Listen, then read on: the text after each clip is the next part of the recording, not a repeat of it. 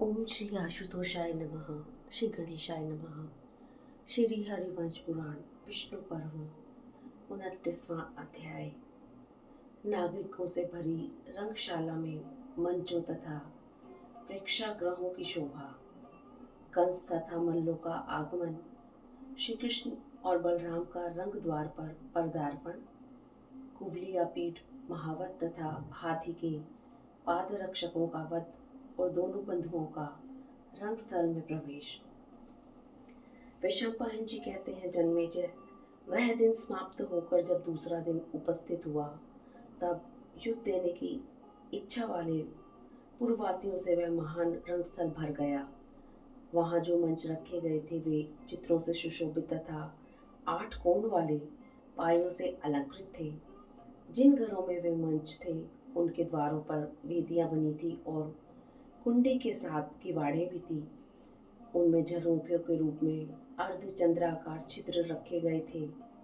वे मंच और मंचागार उत्तम उत्तम बिछौनों से विभूषित थे। उन मंचागारों के द्वार पूर्वाभिमुख थे। वे सब के सब सुंदर और खुले हुए थे। फूलों की मालाओं तथा मोती आदि की लड़ियों से उन सबको सजाया गया था। वे शोभा संपन्न एवं अलंकृत मंचागार शरद ऋतु के बादलों के समान शोभा पाते थे।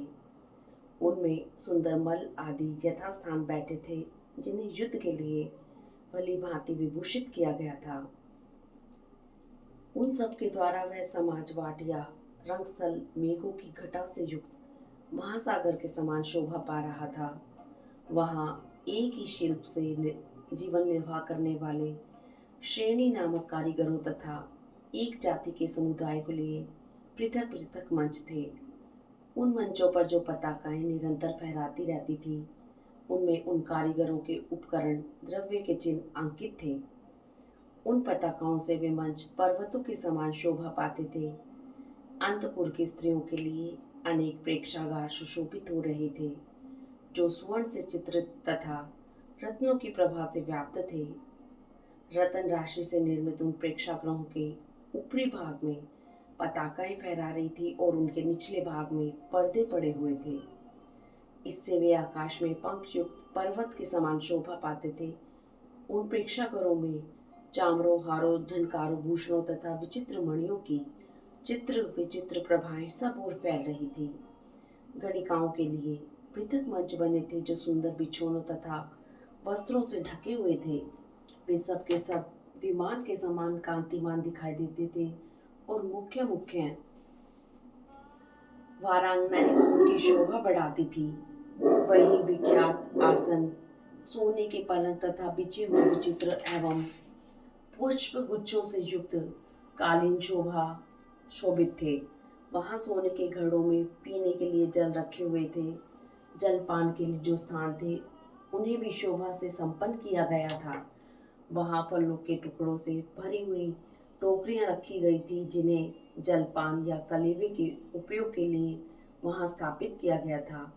और बहुत से मंच थे जो लकड़ियों के ढेर से आबद्ध थे। उन पर भी अच्छे बिछावन डाले गए थे। इस तरह के सैकड़ों हजारों मंच वहां शोभा पा रहे थे। घरों के ऊपर जो घर थे उनमें स्त्रियों के लिए प्रेक्षागृह बने थे। उनके दरवाजों पर महीन जालीदार पर्दा पड़ा था, जिससे वहां बैठे हुए लोग बाहर की सारी वस्तुएं देख सकते थे। वे प्रेक्षा भवन आकाश में राजहंसों के समान सुशोभित हो रहे थे। कंस के लिए इन प्रेक्षागरों कंस के लिए जो प्रेक्षागार बना था वह अधिक शोभा से प्रकाशित हो रहा था। उसका दरवाजा पूर्व की ओर था। उस पर मनोहर जालीदार पर्दा पड़ा था। वह भवन मेरु पर्वत के शिखर के समान सुनहरी प्रभा से उद्भासित होता था। उसके खंभे स्वर्ण पात्र से जड़ित होने के कारण विशेष शोभा से संपन्न थे तथा वह भवन चारु चित्रों के सन्निवेश से सुशोभित था। मालाओं की लड़ियों से भी उसे सजाया गया था। राजा की बैठक या निवास स्थान के लिए जो आवश्यक लक्षण होने चाहिए उन सब से वह संपन्न था। नाना प्रकार के मनुष्यों से भरा पूरा और जन समुदाय के शब्दों से प्रतिध्वनित होता हुआ वह समाजवाट या रंगस्थल चंचल लहरों वाले विशुद्ध महासागर के समान प्रतीत होता था। थोड़ी ही देर में वहां सन्नाटा छा गया और कुव्यापीड़ नामक हाथी रंगशाला के द्वार पर खड़ा रहे। यह आज्ञा देता हुआ राजा कंस अपने प्रेक्षागार में आ पहुंचा। उसने दो श्वेत वस्त्र धारण कर रखे थे। उस पर श्वेत चवर और व्यंजन रुलाए जा रहे थे और उसके मस्तक पर श्वेत मुकुट प्रकाशित होता था। अतः वह श्वेत बादलों से युक्त चंद्रमा के समान शोभा पा रहा था। जब वह सिंहासन पर सुखपूर्वक विराजमान हुआ, उस समय उस बुद्धिमान नरेश के अनुपम रूप को देखकर समस्त पुरवासी उसकी जय बोलते हुए उसे आशीर्वाद देने लगे। तदंतर मल्लों ने रंगभूमि में प्रवेश किया। उनके कपड़े फहरा रहे थे। वे बलशाली मल्ल अलग अलग 3 कक्षाओं में प्रविष्ट हुए। तत्पश्चात वादों की तुमुल ध्वनि के साथ मल्लों के गर्जने और ताल ठोकने के शब्द सुनाई देने लगे। इसी समय हर्ष में भरे हुए दोनों वसुदेव पुत्र रंगशाला के द्वार पर उपस्थित हुए। वे दोनों बंधु ग्वाल वालों के ही वेश में थे। उनके सुंदर अंग वस्त्रों से आच्छादित एवं सुशोभित थे। वे दिव्य चंदन से विभूषित, उनके सिर पर पुष्पमाला और गले में गजरे शोभा दे रहे थे। उनकी अपनी भुजाओं को ही आयुध बना रखा था। वे दोनों जुड़वे से जान पड़ते और एक दूसरे को अर्घलता के समान मोटी बाहों पर ताल ठोक रहे थे। वे दोनों सुंदर मुख वाले वीर बड़ी उतावली के साथ रंगशाला की ओर आ रहे थे, किंतु महावत के द्वारा अत्यंत प्रेरित किए गए उस मत वाले गजराज ने उन्हें सहसा रोक दिया। वह मदमत हाथी बड़ा ही दुष्ट था। महावत के हाँकने पर उसने अपनी सूंड को सिकोड़कर श्री कृष्ण और बलराम को मार डालने का प्रयत्न किया। उस हाथी के त्रास देने पर श्री कृष्ण हंस पड़े और दुरात्मा कंस के उस मंसूबे की निंदा करने लगे। वे बोले, निश्चय ही जान पड़ता है कि यह कंस यमलोक में जाने के लिए उतावला हो उठा है, इसलिए इस हाथी के द्वारा वह मुझे कुचल देना चाहता है। तदंतर मेघ के समान गंभीर गर्जना करता हुआ वह हाथी जब निकट आ गया, तब भगवान गोविंद सहसा उछलकर ताली पीटने लगे। हाथी के सामने ही गर्जने और ताल ठोकने की आवाज करके उन्होंने जल के फुहारे छोड़ने वाली उसकी सूंड को अपनी छाती पर दबा लिया। फिर श्री कृष्ण उसके दोनों दांतों के बीच से होकर पैरों के मध्य भाग को इधर उधर उड़ाती हुई बादलों की तरह ले गए। उसी प्रकार वे उस हाथी को सताते और व्याकुल करने लगे। वे उस हाथी की सूंड के अग्रभाग से निकलकर दांतों के भी अग्रभाग से बचकर तथा पैरों के बीच से छूटकर बाहर आ गए। फिर श्री कृष्ण ने उस हाथी को पीछे से ऊंचाई की ओर खींचकर घसीटना आरंभ किया। वह विशालकाय हाथी व्याकुल हो उठा और श्री कृष्ण को मारने में असफल हो अपने ही अंगों में मथित होता हुआ जोर जोर से चिंघाड़ने लगा। फिर तो वह दोनों घुटनों के बल गिर पड़ा। दोनों दांत भूमि से टकरा जड़ से हिल गए, जिससे उसको बड़ी व्यथा हुई।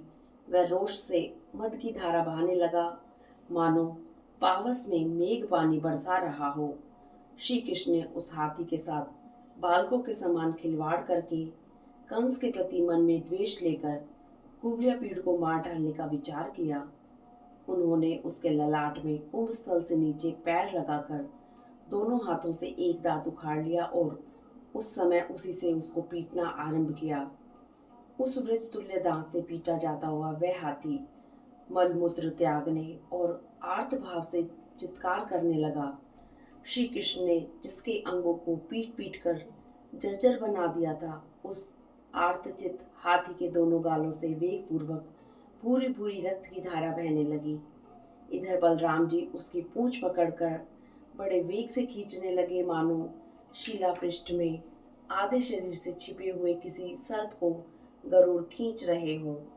हाथी को मारकर श्री कृष्ण ने उसके उसी दांत से एक प्रहार करके मतवाले महावत को भी मौत के मुख में डाल दिया।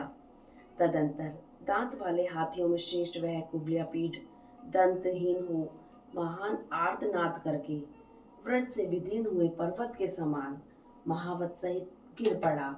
फिर उन दोनों पुरुष प्रवर रणकर्कश वीरों ने फाटक के खंभे आदि लेकर हाथी के पाद रक्षकों को भी मार डाला। उन सब का संहार करके वे दोनों भाई रंगस्थल में प्रविष्ट हुए, मानो दोनों अश्विनी कुमार इच्छानुसार स्वर्ग में भूतल पर उतर आए हों। उस समय वृष्णि, अंधक तथा भोजकुल के यादवों ने वनमा वनमालाधारी श्री कृष्ण बलराम को देखा।